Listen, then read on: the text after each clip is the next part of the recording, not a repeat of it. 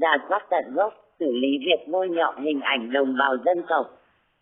Theo ông Lưu Đình Phúc, Cục trưởng Cục Phát thanh Truyền hình Thông tin Điện tử, Bộ TTTT, Cục đã nhận được văn bản đề nghị xử lý trường hợp vi phạm của kênh YouTube AhiTV do Ủy ban Dân tộc gửi.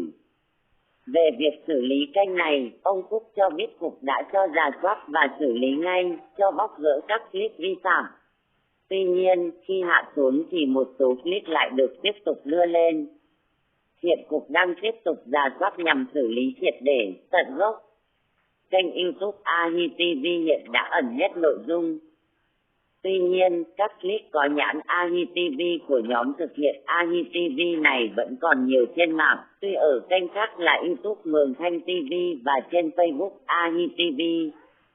Đồng thời, nhóm này cũng có một kênh YouTube khác là AhiTV với nhân vật mặc trang phục dân tộc thiểu số. Đáng chú ý, ngay trên kênh AhiTV này có hàng chữ lớn kêu gọi đăng ký kênh để ủng hộ AhiTV. Từ Ahi theo tiếng dân tộc Thái và Tài Thái có nghĩa là bộ phận sinh dục nữ. Văn bản của Ủy ban Dân tộc gửi Cục Phát thanh Truyền hình Thông tin Điện tử cho biết nội dung một số tiểu phẩm có nhiều hình ảnh, lời thoại và thông tin tục tĩu, ảnh hưởng đến danh dự, nhân phẩm và nhân quyền của người dân tộc thiểu số và gây chia rẽ, mất đoàn kết dân tộc. Điển hình là trường hợp kênh YouTube AhiTV với hơn 721.000 lượt theo dõi.